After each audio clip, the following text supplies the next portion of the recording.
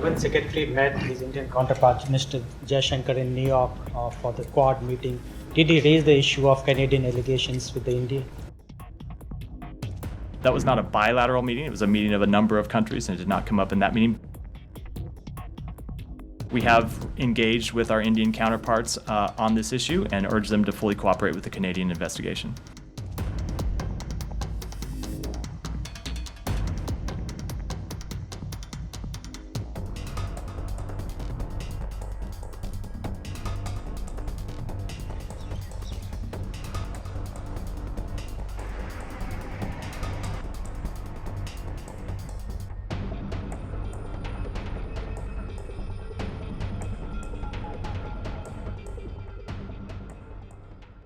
When Secretary met his Indian counterpart, Mr. Jaishankar, in New York for the Quad meeting, did he raise the issue of Canadian allegations with the India? Did he raise the issue of what? The Canadian allegations?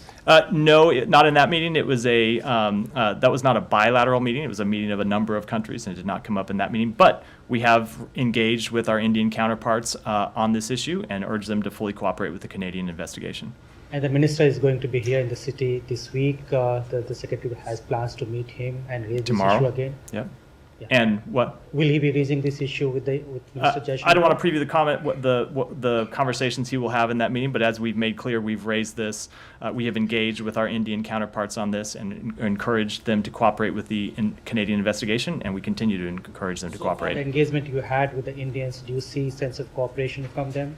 I'm not going to I'm not going to speak to our private diplomatic conversations.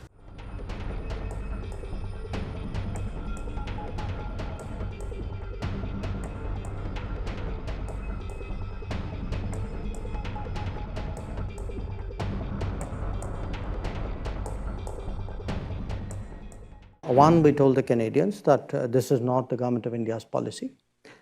Two, we told the Canadians saying that, look, if you have something specific, if you have something relevant, let us know. We are open to looking at it. So, but to understand the context of it, in a way, because the picture is not complete without the context in a way, you also have to appreciate, Ken, that in the last few years, Canada actually has seen a lot of organized crime, relating to, the secessionist forces, organized crime, violence, extremism. They're all very, very deeply mixed up. So, in fact, we have been, talking about specifics and information. We have actually been badgering the Canadians.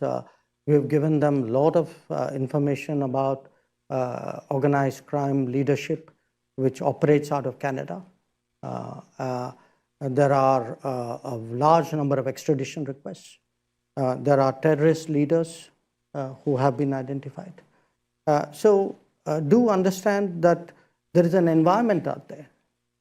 So that is important in a way to factor in, if you have to understand what is going on out there. And our concern is that it's really been very permissive because of political reasons. So we have a situation where actually our diplomats are threatened, our consulates have been attacked, and often comments are made about, there's interference in our politics. And a lot of this is often justified as saying, well, that's how democracies work. But if there are specific pieces of evidence that they provide, the government of India will cooperate with them in terms of look, if somebody gives me something specific, it doesn't have to be restricted to Canada.